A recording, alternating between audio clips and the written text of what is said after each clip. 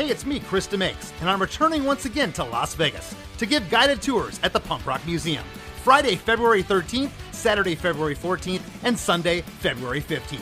That's right, Valentine's Day weekend 2026, and I can't think of a better gift for your significant other than all of us sharing punk rock memories together. I'll be giving 2 guided tours a day. Get your tickets at thepunkrockmuseum.com. Join me as I guide you through 6 decades of punk rock music, memorabilia, artifacts, musical instruments, merchandise, mementos, and so much more. Get your tickets now at thepunkrockmuseum.com. Can't wait to see you. I am your host, Stassi Schroeder. Welcome to Tell Me Lies, the official podcast. What's the most unhinged thing of season 3? Steven, because he's so evil. I do think he is misunderstood. You see everyone face consequences. It's intoxicating. The writers just know how to trick you. There's always a twist in this show. It's nothing you would expect. Tell Me Lies, the official podcast, now streaming, and stream the new season of Tell Me Lies on Hulu and Hulu on Disney+. Hey friends, Chris DeMakes here. If you love Chris DeMakes a podcast and you'd like to help us continue bringing you great episodes each week, please take a minute to check out chrisdemakes.com. That's where you'll find our Patreon. Our Patreon supporters get instant access to hundreds of episodes of The After Party, our weekly bonus episode that people have raved to us about for years. You can also get ad-free, early releases of each week's episode of Chris DeMakes a podcast, as well as unedited video versions of the show. Even if you're not sure if you want to sign up, you can go to chrisdemakes.com and sign up for a free account. We'll throw you a free preview episode here and there. We can't thank you enough for all the support. And if you have a few extra bucks and you want to help us keep the lights on, our Patreon is the way to do it. Head to chrisdemakes.com to learn more. Oh, baby, when you talk like that, you make a woman go mad. So be wise. Hey everybody, for this week's Throwback Thursday, we're taking it back to July of 2024 when Ace Enders sat in to discuss the writing and recording of the early November fan favorite 2006 single, Decoration. I thought it was especially fun to release this one for Throwback Thursday because the early November is about to head out on tour for the 20-year anniversary of the album, The Mother, The Mechanic, and The Path, along with Hellogoodbye, and guess who else? Yep. My band Punchline is on the tour as well. I'm pretty excited about it. We're doing the first 17 shows of the tour, and it starts on February 24th, 2026 in Connecticut. So go check out those tour dates and maybe come out and see your boy. If you're at one of those shows, you better come say hi to me. Okay, so before we get into the episode, I wanted to give you some musical context like I usually do. This early November album came out on July 11th, 2006. What were some popular songs around that time? Promiscuous from Nelly Furtado and Timbaland, Crazy from Gnarls Barkley, Hips Don't Lie from Shakira and Wyclef Jean, Over My Head from The Fray, I Write Sins Not Tragedies from Panic at the Disco, and Move Along from the All-American Rejects were all popular songs at that moment. The Format's Dog Problems album came out the very same day as the early November Triple album, and some other albums that came out around that time were Lily Allen's All Right Still, Gym Class Heroes As Cruel as Schoolchildren, and Dashboard Confessional's Dusk and Summer. All right, there's at least a little bit of musical reference for you, so now it's time to get into the episode. From July 15th, 2024, this is episode 215 of Chris DeMakes a Podcast. Ace Enders discusses the early November's Decoration.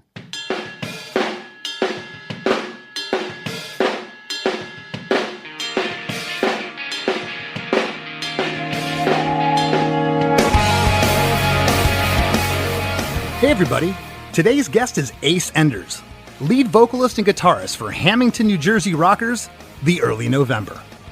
Together we dive deep into the writing, recording, and inspiration behind the fan favorite song, Decoration, taken from their second full-length record, the triple disc concept album, The Mother, The Mechanic, and The Path. Yes, you heard that correct, a triple album. I mentioned to Ace that was a highly ambitious project for a young band. 3 separate albums, a straight-up rock record, which is The Mechanic, an acoustic record, and an experimental record. Decoration is a one-word chorus. Nothing more, nothing less. The verses of the song tell it all. And hearing Ace reflect on the inspiration for it is something that a lot of people in the music industry struggle with. Drummer Jeff Coomer is a monster on this track, and the guitar work is hook after hook of pure catchiness. Producer Chris Badami was an integral part of this whole process as well, with Ace already being a huge fan of his work. And the production? Well, it stands up all these years later. So sit back and enjoy. We got a good one for you. Hey, hey, have you heard? Krista makes a podcast. Hey, hey, have you heard? Krista makes a podcast. Hey, hey, have you heard? Krista makes a podcast. Hey, hey, have you heard? Krista makes a podcast. Ace, my friend, how you doing? I'm doing wonderful. Thank you very much. I love it. All professional. You actually looks like you have a sheet or a tarp behind you. Yeah, well, well, it is kind of a sheet. I have this like weird wall that I've built that can change colors and enhance mood when need to be for different types of things like this and whatnot. But right now it's off. So it just looks like a sheet when it's off. Gotcha. Well, really happy that you're sitting in with us. I went back and combed over Decoration. And what a song. It's not surprising that this became a fan favorite from early November. It is going back. You're 100% right. That's like, I think 2006 it came out. And who would have thought one word chorus would be one of the ones that likes. You took the words out of my mouth. There's no harmonies, vocal harmonies in this song. It's a one-word chorus, and we're going to get to that in a little bit because I have a lot of questions about that. Yeah. But for everybody listening, you guys formed in New Jersey in 2001, and I first heard of you from Drive Through Records. Of course, Richard Rains and his sister Stephanie Rains, who operated Drive Through. Yeah. And you were formed as a three-piece. A debut EP for all of this was released in December 2002, and your first full-length, debut full-length, The Room's Too Cold, came out in October of 2003. Decoration is from the second studio album, which this is crazy. It's a triple disc concept album called The Mother, The Mechanic, and The Path. Decoration is the third track on the first disc, which is The Mechanic. And talk about that a little bit. Like when you talk about Decoration, do you say the whole triple concept record, or do you say it's from The Mechanic? I say the triple disc every single time. And you do? Yeah. Let me say first off, that information was great in the beginning there because no one ever picks up on when the band started it was a three-piece. That's one thing that I think in every chat that I've ever had with someone, no one ever talks about that. But yeah, for that beginning we were. And now touching back on the triple disc, it's always the triple disc. It's always The Mother, The Mechanic, and The Path because it was such a weird undertaking at the time. Like it was a bizarre album, but in a great way. And I think I always refer to it like that. I don't know why. It's like a family. I got to keep them together, you know? Well, no, and I think it was really ambitious of you guys on a second record to do a triple album. I mean, bands do double albums, but here you are, a relatively new band coming out with this grandiose effort. It's a lot of music, and of course, The Mechanic was more the rock disc, and then you had, was it The Mother that was the acoustic portion? Uh-huh. Yeah, and then The Path was kind of your, okay, we can branch out and do something weird, which I think that's genius, because then it's like, okay, here, all the fans that don't want us to change, here's your record. The fans that kind of want us to change, here's your acoustic record, and here's the one left to center, so you can't say that we got too weird. Yeah, no, I love that. I think how you put that is great, and if we had a time machine, I would hire you to do all the press. Well, I would be honored, Ace. The album was co-produced by yourself and Chris Badami, and Chris's engineering and production credits, and this is crazy, include The Starting Line, Dillinger Escape Plan, Midtown, Mike Patton, Mary Wilson of the Supremes, John Popper of Blues Traveler, and many more. That's quite a varied list. Yeah, very eclectic. He's a great dude, and from New Jersey as well. We did our first EP with him, and that sort of started the relationship. Really, that first. You remember a band? This is one that you didn't say, but it was a band called Lane Meyer from New Jersey, and I loved Lane Meyer. Of course, I ended up in Tampa, Florida, knowing Sean Smith, their drummer. Right. I don't know if you remember Sean, but we did shows with them back in the day, and yeah, that's this is the second time on the show that a band referenced Lane Meyer. I'm trying to think of who it was. It actually, I think it's when we had Brian on from Gaslight Anthem. I think he was talking about Lane Meyer. That makes sense. Yeah, that makes sense. And that was like one of the biggest reasons that got us to go record with Chris at first was that Lane Meyer record. Like Stories from the Big Screen for me was like huge when I was younger.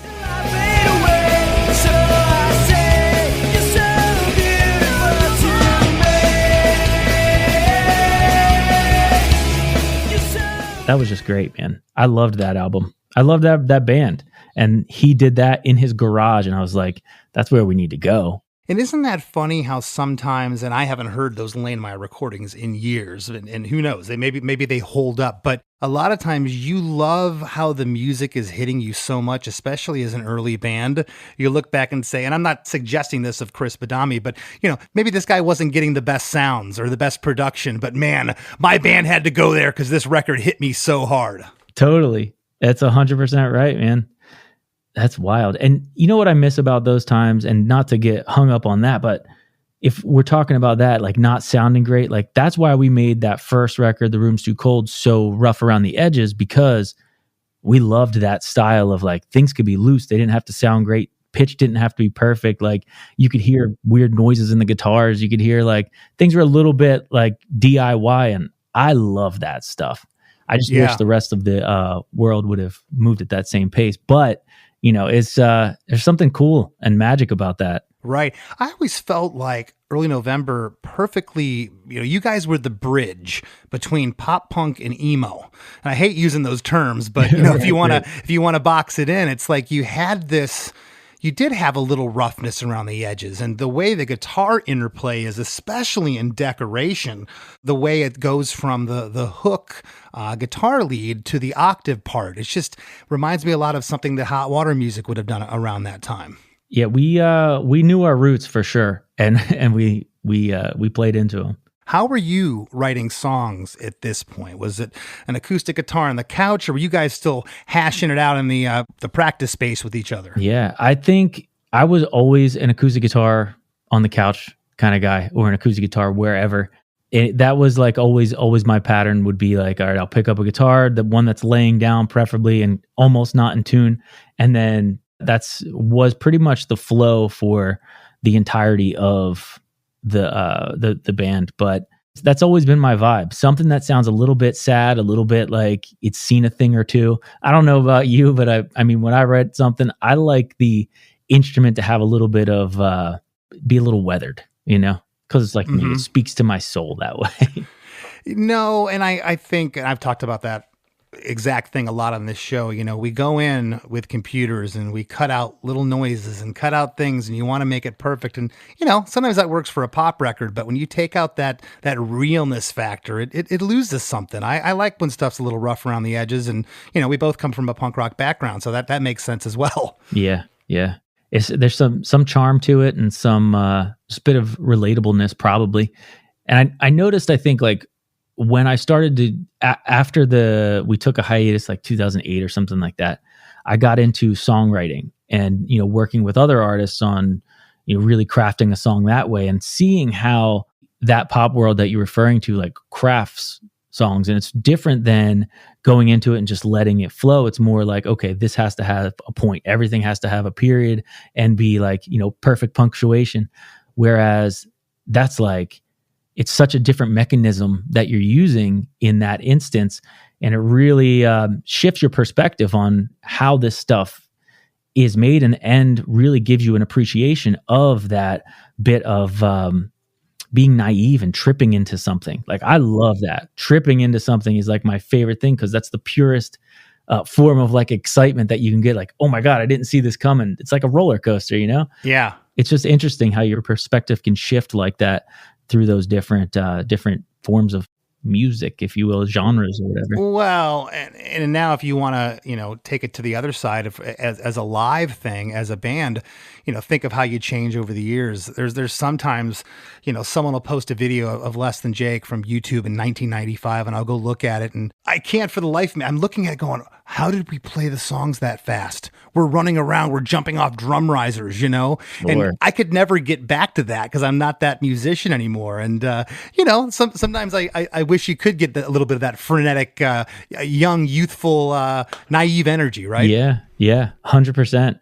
Were you guys crafting demos and like, were you, and if you were, how were you doing them? 4-track at this point, or just a tape recorder, or how would you send music around? I did especially for decoration. I think that's when I entered a phase of Pro Tools. So I was, I was 18 when I started getting into like recording stuff, maybe 17. I got a 4-track. Then I realized that at 18, I could apply for a credit card, and they gave everybody credit cards at that point. So I bought ADAT machines and like a mixing board and got way in over my head. Luckily, those demos that I made and that record that I made with that, I'll call it an investment, that ended up being what got the band notoriety and you know, signed to Drive Through, which then led to, you know, everything sort of working out. But I mean, at that point, for these demos or for that record, I was demoing in Pro Tools already at that point. And I'd always been like fascinated with recording and just figuring things out in general.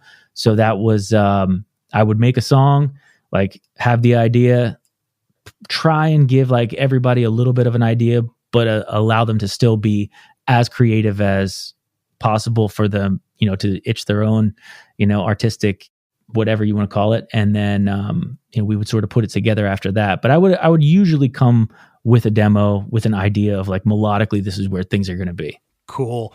I still marvel. Do you ever at the technology now? Because I think back at how hard it was to get the idea across with a, you know, just a tape recorder of a, you know, here's an idea I would hum and hand it to the drummer. Yeah. You know, it's just, it's like in 30 minutes now I can have a sketched song with drums, and it's a good representation. Well, I want to jump into the song, Ace.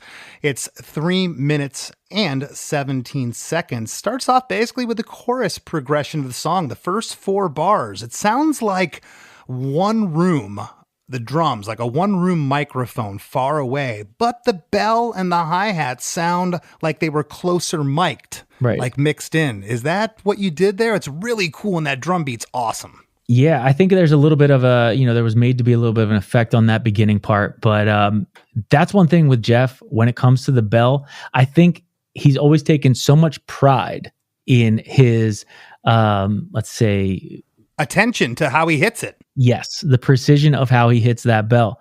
That's been a thing for him since we started. So I think no matter where you mic anything in that room, you're going to hear that bell more than anything. It's just, that's just how he is with it. It's always, he wants to hit it 100% perfect every single time. And I mean, I don't know how out of everything on the kit that became his thing, but that's like still to this day. I mean, if we're tracking and like, he's like, oh, there's that bell, I know I can put it here. He hits it precise every single time. And I have to give him credit for that, because I try and play drums, like I'll do it for demos, but I'm like, man, I can't get that bell to crack like like him. I don't know how you do that.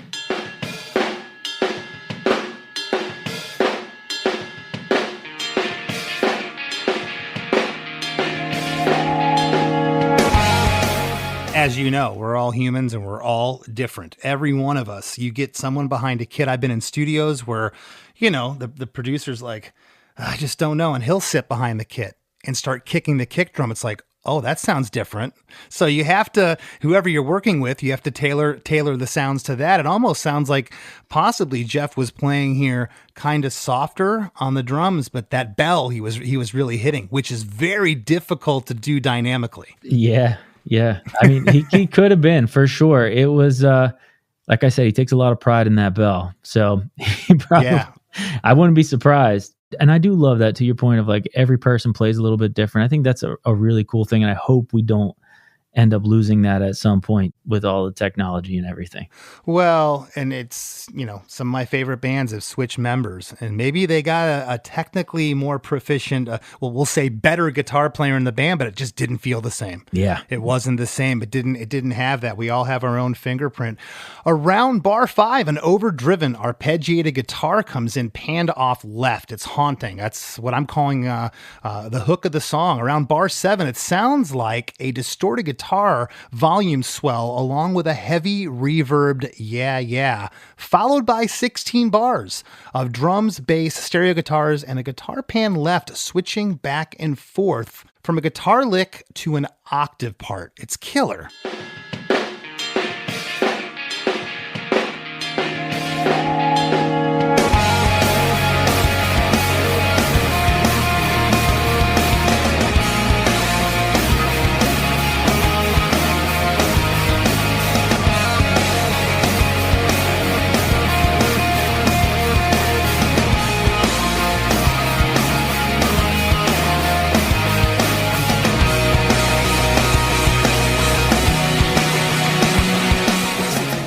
I love what's happening there, and almost sounds like these parts were happening, correct me if I'm wrong, because you became a 4-piece. Yeah, I think because the 4-piece, and then I think at this point when we were mapping this out, we had the intention as well to become a 5-piece after. So it was like we were able to do parts now that allowed us to, one, live be able to do panning with different guitars, and we would pass things back and forth as somebody else could just like hold down rhythm or whatever. Like I would usually hold down rhythm, and there were other 2 guitars would be like able to sort of mess with that idea live. But it was definitely, being able to add that other part allows you to do things. I always loved those types of textures, and even like thinking about that octave line, like tying it back to like Lanemeyer or something like that. We were very much in, always loved that style of just like, hey, this is what we do. We just make it, loud. And I love octaves still to this day. I think for a brief period, I was like, I'm going to grow out of octaves, but you can't do it. No, and it's, for what we do, it's such a great layer, and it just does something. When you mute the octave guitar in a chorus, it's like, oh, and it could be super low in the mix. When you take it out, you can definitely feel it. Out of this intro, we're into verse 1.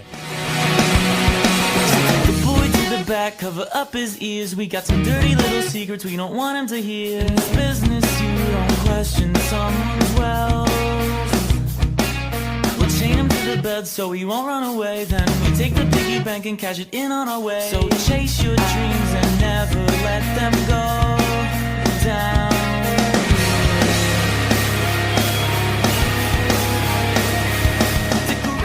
So take the boy to the back, cover up his ears.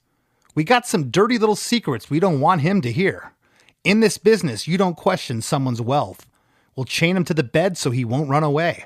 Then we'll take the piggy bank and cash it in on our way. So chase your dreams and never let them go down here. Where I'm at here is just like preying on someone who really wants something very badly, and taking advantage of the fact that they're willing to do anything to make this thing possible. So the lyrically, it's all about like, just, I think being taken advantage of, and, preying on that soul that's just unwilling to quit. And it's it's an interesting time in the existence of this part of our career for sure. Were you, at the time, did you write it from the perspective you just laid out, or are you reflecting now on what it's about? At the time, I wrote it about that, and it was a combination of 2 things, because the whole concept of the triple disc record was it tied into that full concept, but also played, from a personal standpoint, where this song was specifically about. I guess to clarify, and simplify it, because it was such an elaborate thing that I had tried to make here. The record itself was this big concept that everything tied together, all 3 albums tied together, and it played out this story of a kid going through life trying to figure out why he was left, why his parents didn't want him, why it's like, why his life panned out the way it did. And as he's growing up, he's going through all these different phases of people taking advantage of him, taking advantage of his ability to want to discover what this meaning is for his life. And this song tied to that in a sense of like when you're going through that discovery or that bitterness, when you're a teenager, maybe you start to feel that angst of, someone taking advantage of you and that desire to figure out why you are there. And, you can easily relate it to the music business, which is where it is, where, I guess visually this is right here, where you're a young band. Like for me, I came from nothing in life. I was a very, it was a slow start for me. Let's say that. And I had to discover how to write a song, how to find my voice, who I was, to even hold a conversation with someone. So when I was a kid, like this would not have been possible, a conversation like this. Like this was a developed thing over many, many, many years. But looking at, for this, it was like, I found my voice. I took certain risks and things at a point where I didn't even know what I was doing, but it somehow was paying off. And it felt almost cosmic to me, and almost like it was supposed to happen that way. And in this picture, it's very much maybe the music business or whoever you want to talk about personally, seeing that and saying, oh, I can make this horse run for as long as I want it to. And this is sort of like the imagery painted there, but it all ties into the bigger concept of what the album was. And it was a time, man. And that's this whole record in general, I really like that we're talking about it, because it's like something I don't get to dive into very often, especially this far after the fact. But when you really sit back and think about it, like the amount of work that went into just getting everything to tie together and then fit in a rock song, conceptually making it all go together. I'm like, yeah, at the time I felt crazy, but thinking about it now, it's like, it's pretty cool, And it's funny though, you use the word work, but if you were to really define it, it was a passion. And it sounds to me that you were bridging the gap between being this adolescent that came from nothing, that was kind of trying to find out who he was. And this kind of sounds like you were coming into that light a little bit. Yeah, I think so. Tell me where you left. Tell me where you went. Tell me where. Hey everybody, don't go anywhere. We got lots more coming up with Ace Enders after a few words from our sponsors. Looking to elevate your music career? DistroKid is a digital music distribution service that enables musicians to distribute their music to online stores and streaming platforms such as Spotify, Apple Music, YouTube Music, Amazon, Tidal, and many more. DistroKid collects earnings and payments, sending them to you, the artist. With DistroKid, artists unlock a world of possibilities. From easily paying collaborators with splits to securing your music with DistroLock, DistroKid covers all bases. Plus, you can promote your releases with Hyperfollow and create eye-catching visuals with a Spotify Canvas generator, all for free. But that's not all. Introducing the DistroKid app, now available on iOS and Android. Artists can manage their releases, view streaming stats, and withdraw earnings, all from the palm of their hand. And for those looking to perfect their sound, check out Mixia. With its simple interface and customizable mastering options, artists can make their music sound polished and professional within minutes. And don't forget about Instant Share, DistroKid's newest feature. Share large files securely with collaborators, producers, and more, ensuring your music streams at the highest quality. Ready to take your music to the next level? Download the DistroKid app and explore their suite of tools today. Plus, listeners can enjoy 30% off their first year by visiting distrokid.com/VIP/DeMakes. That's distrokid.com/VIP/DeMakes. Right now, when you walk into a Burlington, you're walking into deals on top of deals during our Oh Wow Winter Clearance event. That's main character energy. Wow. Find tons of markdowns up to 70% off other retailers' prices on clearance items. Because at Burlington, the deals aren't the only thing turning heads. Save at our Oh Wow Winter Clearance event now. Seriously, with these savings, why shop anywhere else? Burlington deals, brands, wow. Styles and selection vary by location. New Year, same extra value meals at McDonald's. So now get 2 snack wraps, plus fries, and a medium soft drink for just $8. For limited time only. Prices and participation may vary. Prices may be higher in Hawaii, Alaska, and California, and for delivery. Good morning, crust. It's a great day to be a bread brother. Ugh, mornings are not my jam. Or jelly. Oh, come on. Stop loafing around. I just woke up feeling hollow inside. Psst, just grab one of the new Morning Uncrustables sandwiches, like Bright-Eyed Berry or Up and Apple, filled with 12 grams of protein and tons of deliciousness. Crust, what are you eating? It's just granola, not even yogurt. No crust, no fuss. Uncrust your mornings. Have you heard the Disgraceland podcast? Do you know about Jerry Lee Lewis wanting to murder Elvis? Or the hip-hop star who cannibalized his roommate? What about the murders AC/DC was blamed for? Or the suspicious deaths of Brittany Murphy and River Phoenix?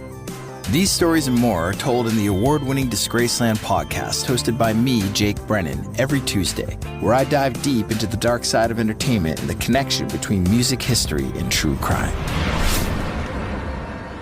Blondie's lead singer, Debbie Harry, was shocked when she saw the man's photo in the newspaper. She recognized him. How could she forget? He'd given her a ride years ago, a ride she'd barely escaped from with her life. And now, here he was, right there on the front page, accused of kidnapping and killing at least 30 women. And now, Debbie Harry finally knew his name. Ted Bundy. Follow and listen to Disgraceland on the free Odyssey app or wherever you get your podcasts.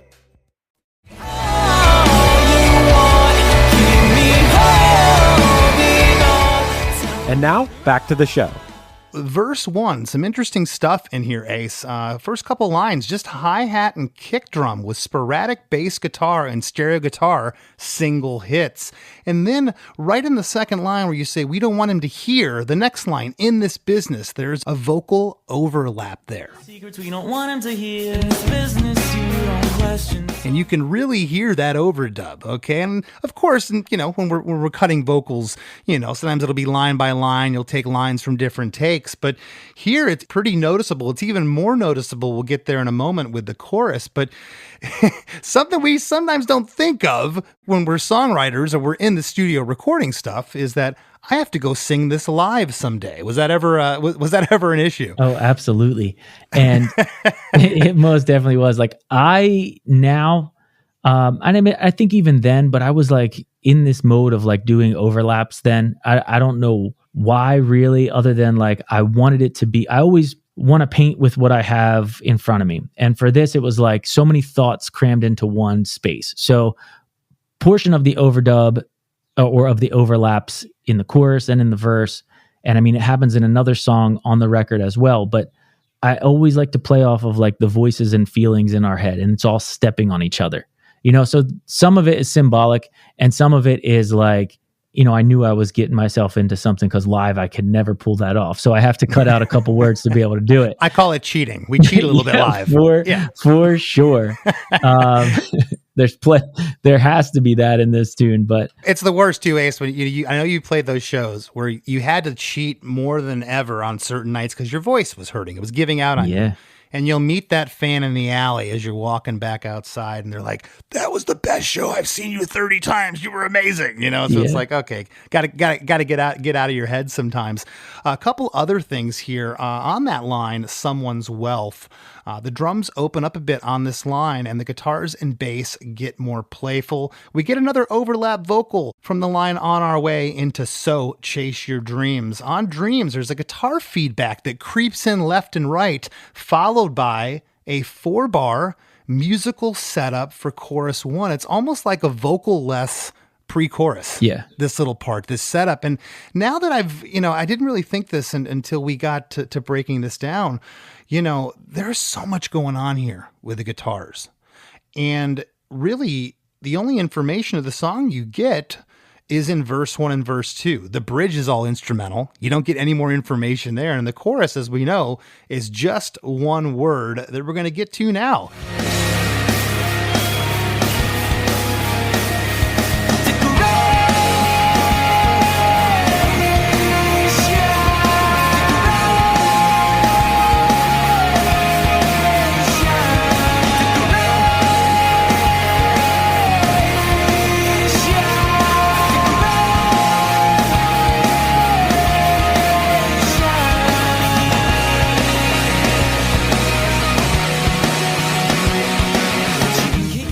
You say decoration 4 times in a row. We haven't had a harmony up to this point in the song. And now we get decoration 4 times with no harmonies again. It's just you. It sounds like there's at least 3 vocals or so in unison here on chorus 1.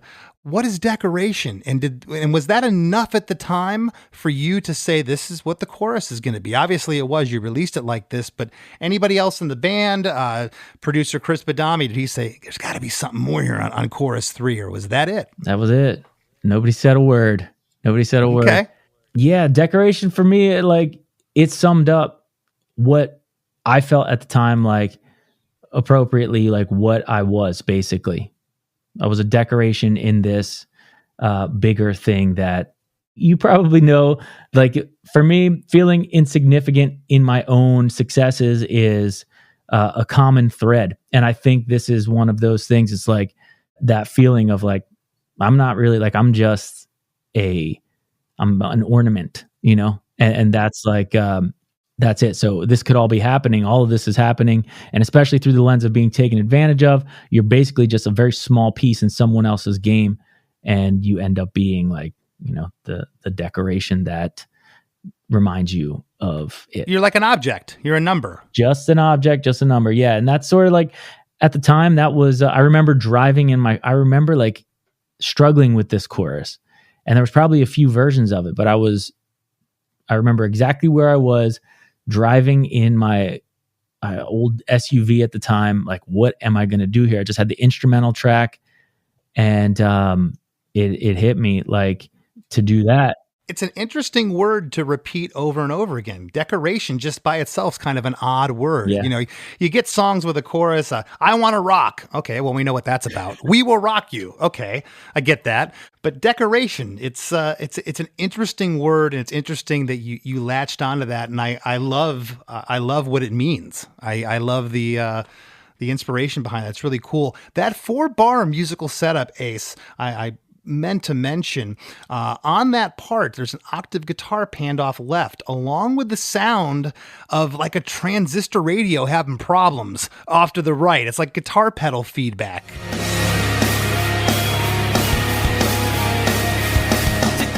I forget exactly what that sound is, but it might be some it could be feedback. We went through so many different weird sounds because I remember preparing for this record, and we had just thousands of sample packs. And at the time, it was 2006. It was different. You didn't have everything on the internet right there for you. So we had to pre-order all these different things that could make sounds, all of these different samples. And it was, we just tried to put weird symbolic stuff wherever we could. If it sounded like it was breaking up, gave the illusion or the feeling of you're cracking a little bit, throw it in there. Something that's just going to paint that picture a little bit more.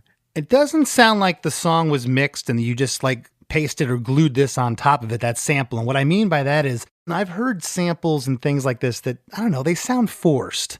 And usually it's it's the bass player in the band that thinks it's cute. And it was on the demo and it's it's got to be here, and it's there. And you can kind of hear, this just sounds like a noisy rock band part. It doesn't really sound, although I did think it was an overdub. I didn't think it was just one of the guitars feeding back. Very cool. Decoration, the first line, there's an overlap with the second line. And then the third time you say decoration, there's an overlap there.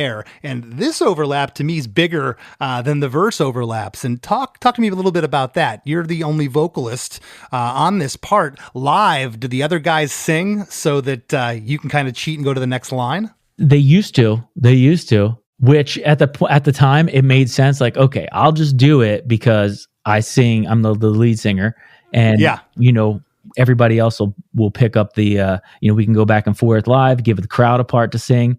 But then they stopped doing that, and now I sing all 4 of them all the time. So it's a deep breath every time we have to play that song. But I don't know what happened. I mean, now I'm perfectly capable. Back then, I don't know. Okay. Yeah, because you could kind of, I'll say it, fake that part, and it would be fine. Yeah. I'm wondering why your band members got lazy though. What's going on with that? It's just one word 4 times. How many syllables? Decoration. 4 syllables. So 16 syllables. Jeez.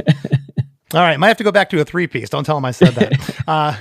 Here in the chorus, that arpeggiated guitar pan off left is going back and forth with that octave guitar. And I wrote here, it's such a hook. Yeah. And after the chorus, we're followed again by a 4-bar musical tag like the intro. It's such great tension when it goes to that B chord. Yeah. Oh, I'm a sucker for that. And then it comes back up for the verse. Right.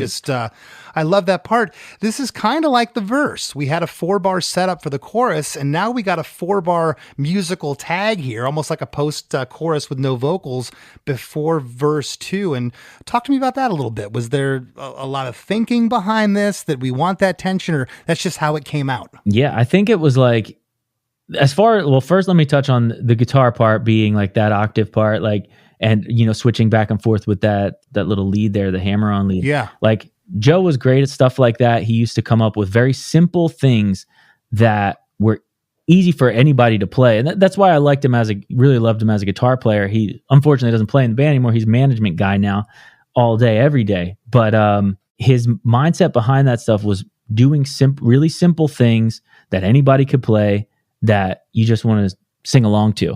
And I think that's a really valuable skill to have, a very cool skill as well. But when it came to that part after, it was like, we need to settle this down somehow, catch a little bit of a breath. As far as the tension at that time in life, it was just like, if it's cool, it's cool. If it's not, it's not. It was like anybody, it's your guess is as good as mine. Man, and I've talked about that with people before. I wish sometimes I could get back to that. I know. Not caring and go, this is the way it is. Yeah, but it's not like the first verse. It doesn't repeat again. I know, but it's fine. Yeah. We used to do that all the time. And then, at some point you start getting really regimented. It's like, okay, I can't write another song, verse, chorus, bridge out. There's got to be a little bit more here. Some really cool stuff happening at the end of this chorus. Like I said, when it goes to that B chord, that tension and then lifting back up. I just absolutely love it. You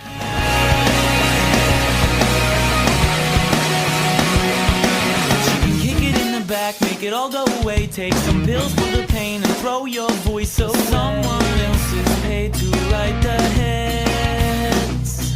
So you can talk until you're rich, until your cheekbones hurt, and then a little baby talk to make sure you still. It's all about the pointless perks that we all pay for to pay for ourselves.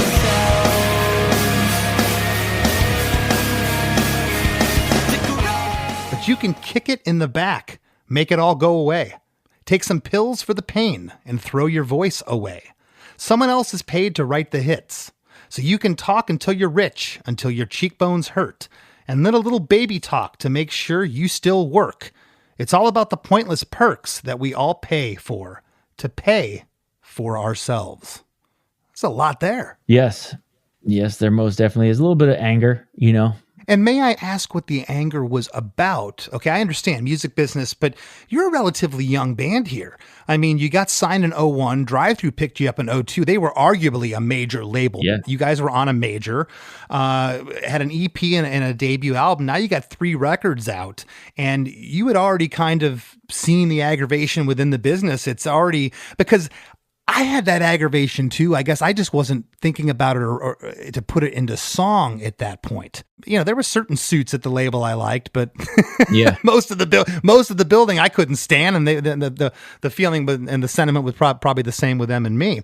Right. But what's happening here in this verse for me? It's especially at the beginning, the kick it in the back part, make it all go away, like, is about making it go away, making the problem go away, but not in the conventional or right way, like almost like stabbing someone in the back or something like that, with that type of, like, still with the theme of taking advantage of, and then telling ourselves we're good and pushing forward. That's what the pills and all that, and then throwing your voice away, because it's like no one really is going to, it's not genuine, it's disingenuine at that point.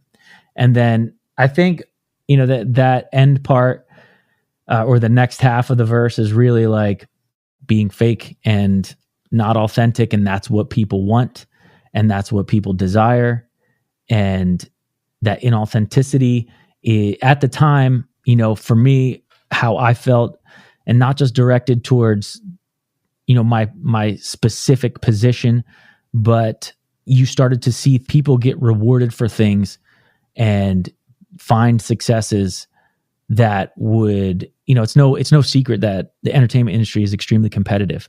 And when you can walk into a situation and acknowledge that this is going to get rewarded because of their willingness to sacrifice maybe the genuine reason for doing, or like the better moral reason, if you will. Because I mean, to preface, like, I really respect art. I really respect that feeling of what it can do for someone and how it can positively impact someone's life. But I look at it almost like when you are not being genuine with your art, when you're using it just as a vessel to gain wealth or to prey on someone else's to gain wealth off of that, you're doing potentially something that is pushing it backwards, pushing the whole idea of it backwards and clouding how people really should interpret or think of what this form of life is. Because now art is a very different thing than it was 10 years ago. And if we don't believe that or don't acknowledge it,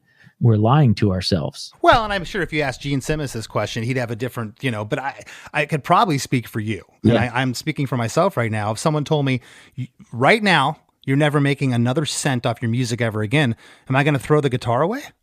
I mean, you know what I mean? Like, we're musicians. I had a buddy ask me not too long ago. He's like, how much longer are you going to do this? I'm like, I don't know. Look at Mick Jagger. It's like, he's got enough money for the next 10 generations of his family. He doesn't do it for money. Right. He doesn't do it for vanity. It's just something inside the guy. You Yes. know, what's he going to do? Go home and retire and be dead in 6 months? I mean, it's what keeps you alive. Some really cool things here in verse 2. Same basic instrumentation of the other verse with the stereo guitars and the bass, but the drumming here, it's a bit more elaborate, really tasty parts. And now I know that ride cymbal I wrote here, the bell, is super loud here. Yeah. Was that ever an issue with not being able to turn it down enough in the other drum mics? I want to say, yeah. I want to say that Yeah, that it had is to have been. most definitely a real thing.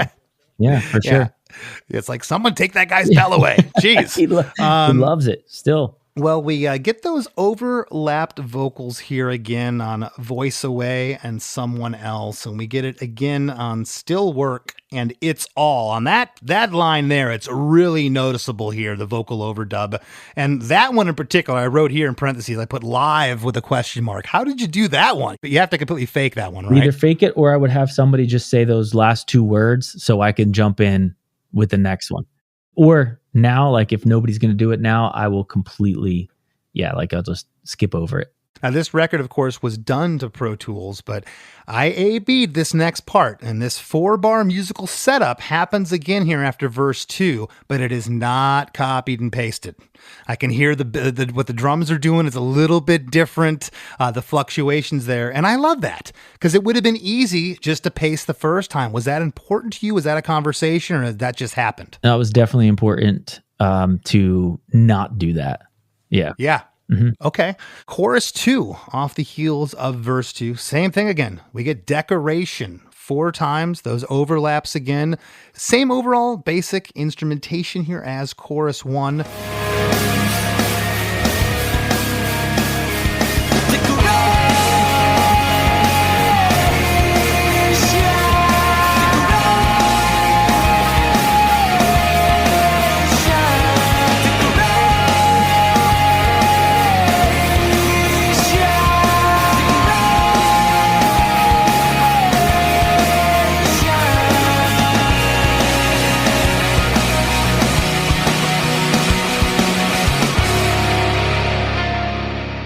And here's where I wrote. I was finally like, it kicked in and it hit me. There's no vocal harmonies in this song. And was that discussed? Was it like, okay, we're at chorus 2 or at the end, we're at chorus 3. Maybe we should put a third here or something. I don't think it was ever even questioned.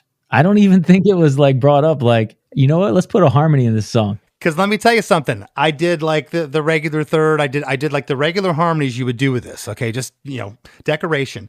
And then I tried to do some weird ones. I couldn't find one that worked or that I liked. That I was like, oh, this betters the song. Yeah. This lifts the song. Yeah. They should do a re-release and have me do the harmony. No, it didn't. And let's do it. It didn't make it any better.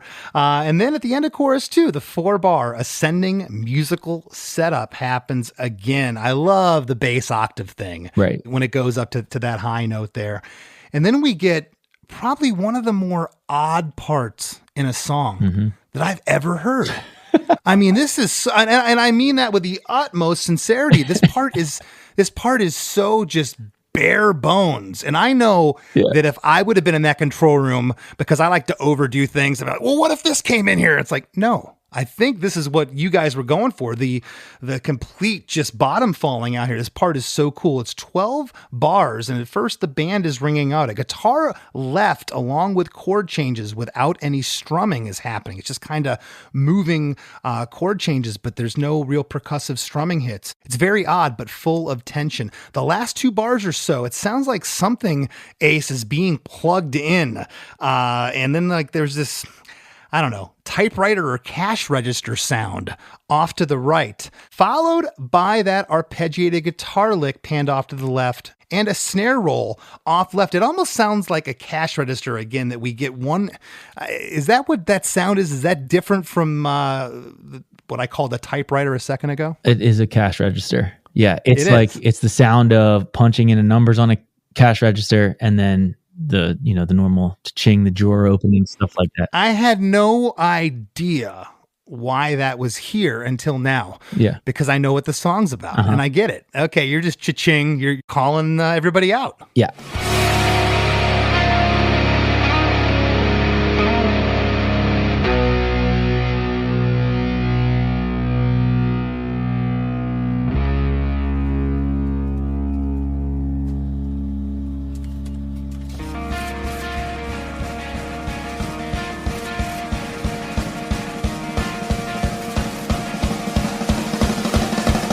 After this part, we get 1 bar of silence before we go into chorus 3. And talk to me about that. I love things like that. Silence can be so effective. Most definitely. And I think that's one thing that we've always at least tried to do before we even knew that, like, how to make music powerful.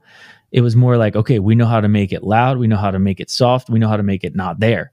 And it was one of the tools that we used was like, let's do a complete stop and then explosion, because we knew that we would get some type of a reaction from that, whether it be in our minds or, in a live setting. Because, I mean, back then, you just comparing things to live settings, and you know that when you go from really quiet to really loud, people react.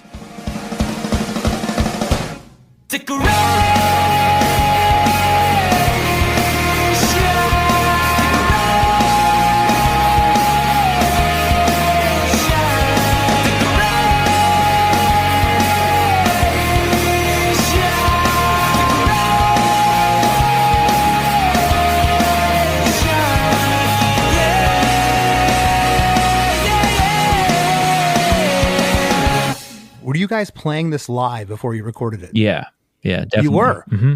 And how was the reaction? It was great because people could sing along from the first time. Yeah. After that first chorus, they could sing along to the second chorus. So it was it was really cool. And this was one of the ones that we found like confidence in probably first. Well, we talked about this a second ago. Chorus 3. It's the same again. Yeah.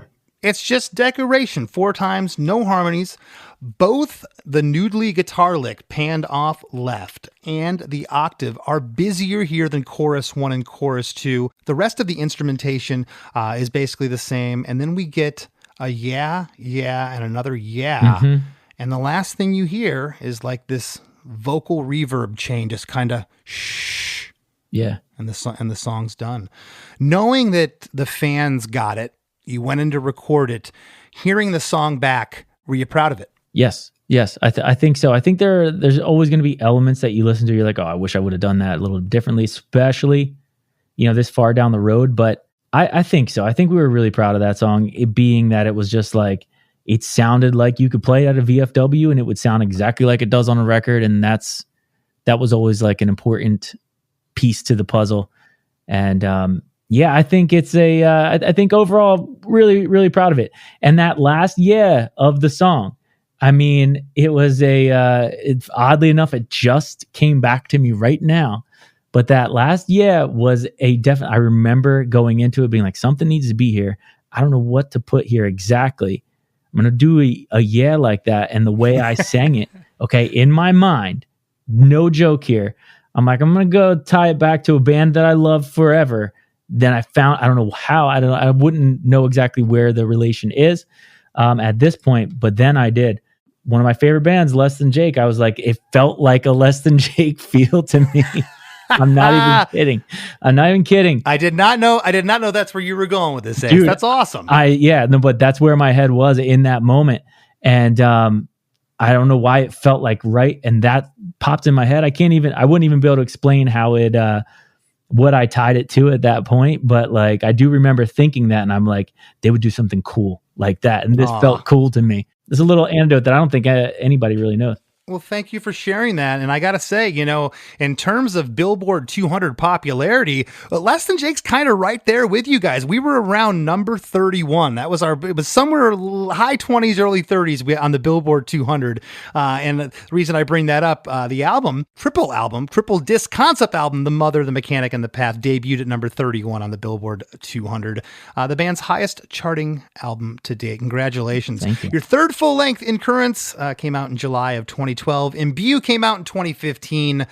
Your fifth record, Lilac, in 2019. And the record 20, your sixth album in 2022. And your new self-titled album is out now, your seventh album. Talk to me about it a little bit. Well, this seventh album, when we were talking about a little bit earlier about getting back to that, like just discovering things and tripping into it, like getting back to that place where that naive feel. Yeah. I feel like this album is where I let myself do that, because the last one was more like, all right, I'm going to figure out how to make do something that people will connect with and like again. And I gave that up, and I'm like, I'm just going to figure out how to play something that I can just trip into. So I would make a guitar line with a really weird tuning that wouldn't make any sense. And then I would just throw something on top of it. And then I would throw something on top of that. And then I made it like sort of my way of recreating how I would make something like discovery in each part. So for me, it was really exciting in that sense of like the whole thing was a journey of discovery.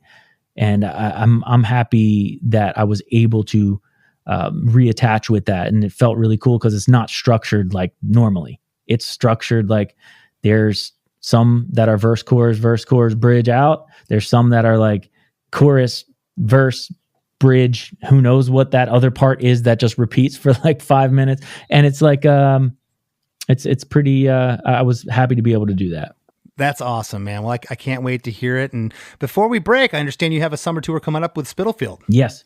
We've got Spitalfield on a section of it. We've got Hellogoodbye on a section of it. Hit the Lights on a section of it. Awesome. And yeah, Cliff Diver opening. So I'm real excited. Awesome, buddy. Well, hey, man, thank you so much for sitting in today. And we should get a tour with Less Than Jake early November together. I can come out and sing the last yeah and take credit for it. Come on, you know how pumped I would be about that. Get out of here.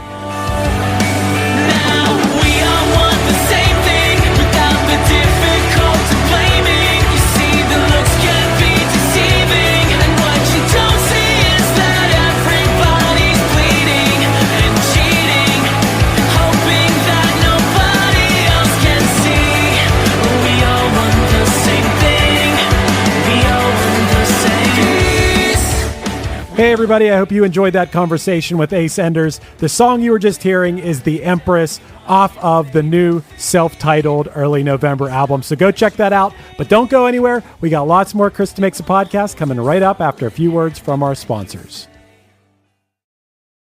Hey friends, have you been loving Chris DeMakes a Podcast? Well, spread the love by leaving a 5-star review on Apple Podcasts and Spotify. Don't hesitate to share what you enjoy about the show in an actual written review on Apple Podcasts. Not only does it help more people discover us, but we often read reviews in the wrap segment of the show. It's a quick, cost-free way to support us and takes just a minute of your time. Your reviews mean the world to us and help us keep the podcast thriving. Thank you for being a listener, and thank you for being a friend. As we near the end of the show, here's a band you might not know. Welcome to this week's Band You Might Not Know. If you'd like your band to be considered for Chris DeMakes a Podcast, email your best song via MP3 only and a short bio to bandyoumightnotknow@gmail.com.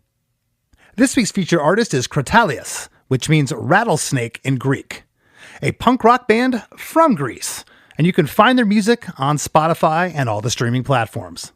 Here's a snippet of their song, O Telephtios Anthropos Stigi, which in English means last man on earth.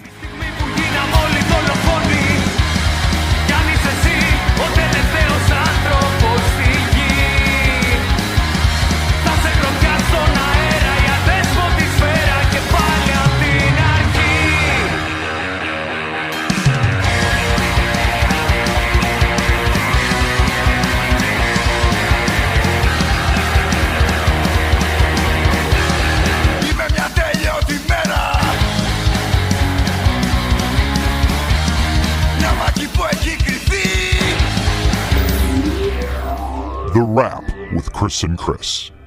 Chris, I thought this was a great episode, and I couldn't help but thinking right away, how ambitious is it as a young band for your second album to release a triple album? Unbelievable.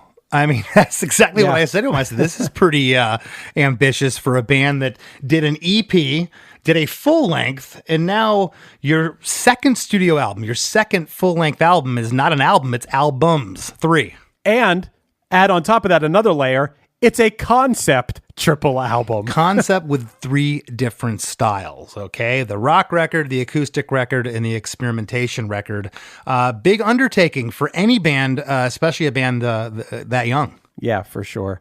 You talked about the overlapped vocals, which is very easy to do in the era of Pro Tools and everything, and I'm guilty of it. We're all guilty of doing it. It's easy to deal with live when you have more than one singer. I remember my first experience with a producer, past Chris DeMakes a Podcast guest, Jamie Wolford, when we recorded with him, he was very against doing that. He was really a purist, and you got to be able to do this live, so don't sing over yourself. I personally don't have a problem with it, but I just thought that was an interesting little part of this episode. Oh, absolutely. No, and I knew that it had to have come up in conversation live. He had to, at some point, at least in his own head, go, oh man, now I got to do this. Chris, I also was thinking about songs with one-word choruses. The only 2 songs that I could think of with one-word choruses, I don't know if this counts, but Tequila by the Champs and Fame from David Bowie. I think the chorus is just Fame. Those are the only ones I can think of. Can you think of any other ones? I certainly can. It's an episode we're going to record tomorrow, Chris, so we can't tell anybody. Wow. Okay. Think of that one. Oh, yeah. Yep. And I thought when I was breaking down Decoration and I got into the other song last night, I went, this is very interesting, to your point. That's so funny that our listeners either next week or the week after, probably the week after that, are going to hear what we're talking about. I didn't think of that song. That's true. There you go. No, that jumped right out at me with Decoration, and then, of course, looking at the lyrics for that other song. Pretty cool. That's so funny. Chris, another thing about this song, there's a real moodiness to the chorus of this song. It puts me in the mind of bands like Sunny Day Real Estate or Far, when we had Far on here. It's like this 90s heavy alt rock sound. Some people might say it's like a Midwestern emo type sound that just puts you in this, like, I don't know what the word is, pensive mood or something. Yeah. And this song has that. I love that about this song. It does. And I told Ace that. I said, and now I wonder, because the later Hot Water stuff, I almost wonder if Hot Water was listening to Early November, because I hear a lot, and I know that from learning Chris's parts when I played with Hot Water for that one show that time. A lot of this, left and right, having 2 guitarists, and in this song, that chorus, that pensive feeling that you're talking about, it's the way those guitars are playing off of each other. Right. And I felt like Ace wanted to say more. I felt like he was tiptoeing around what the song was about. He was leaving a little bit of mystery to it, but I do think it's also relatable. And I mean, not just with the music industry, just with, people being more concerned with the financial gain of something rather than the artistic pursuit of it or something. I think it's pretty relatable in a lot of ways in life. But hey, I really like this episode. I really like Ace too. I've met him once or twice along my journey, and I think he seems like a really cool guy, and I really like his songs. Yeah, great guy and great band. We'd done some shows with him years ago, and just hardworking, just honest guy, and you can tell he just loves to play music. As I said to him, I said, if tomorrow, you know, right this second, you learn you're never going to make a cent again, are you going to stop being a musician? It's like, no, right. It's inside us. Hey, if you guys want to support Chris DeMakes a Podcast, you can join our supporting cast over at ChrisDeMakes.com. Chris, tell them what they get. You'll get a weekly bonus episode of a podcast called The After Party. If you go subscribe to it right now for a few bucks a month and help out the podcast, you get access to the entire back catalog. Chris, do you know we have like 170 at this point episodes of The After Party? Yeah, I know. If you're going to join that, now would be the time. You have, it's the summertime. You can be taking road trips with the family. You can just listen to Chris and mine's soothing voice. Yeah, that's right. And also, Chris, I want to encourage people on Apple Podcasts or Spotify, go leave us a review if you enjoy the show. Leave us a 5-star review, of course. If you're going to leave less than 5 stars, don't worry about leaving a review. We only want those 5-star ones. But I always like, Chris, to read a review that someone has left us on the show, because it's, I don't know, feeds our egos a little bit. That's right. Well, read away, because I like hearing them. Okay, this one's from Scotty Too Hottie, who said, I'm just going to start with, where has this podcast been all my life? I just found out about this last week, and when I found out how old this is and how many episodes there are, I felt like I found a treasure trove. If music means as much to you as it does to me, then this is now your favorite thing to listen to. Chris is intelligent, creative, and thorough in his approach to questioning his guest and breaking down the songs involved. He's also thoughtful in his approach to conversation. He's super friendly and never cuts the guest off. There's no podcast I'd recommend over this if you're a music lover like me. My love for music grows more and more with every episode I listen to. Thank you, Chris, for doing this. Well, thank you, Scotty the Hottie, for the review. Scotty Too Hottie. Scotty Too Hottie. Yeah. Thank you. Thanks for the review. I could be argued. He called me intelligent. That could be argued. But Scotty, thank you so much. And thank you, Chris. Yeah, no problem. I don't thank you often enough. And hey, go follow, give us a follow on the Chris DeMakes a Podcast Instagram page. We'd appreciate it. I want to thank this week's guest for sitting in the hot seat, Ace Enders. We'll see you next week. One Hit Thunder is a podcast where we both celebrate and have a good laugh about bands and artists that had just one hit that we all know. Each week, we're joined by a guest from the world of music or comedy to learn more than you ever thought you would about some songs that you can't forget. And we decide if they brought the One Hit Thunder or were nothing more than a one-hit blunder. Look, if you listen to the show, you're probably going to laugh, and I guarantee you're going to crush next time the bar has music trivia. Tag Team, Jane Child, Meredith Brooks, Looking Glass, Sean Mullins, Eiffel 65, EMF, Crash Test Dummies, Crazy Town, Chumbawamba. We have hundreds of episodes in our back catalog and a new episode each week, so pass the Dutchie, make sure you're connected, and subscribe to One Hit Thunder wherever you get your pods.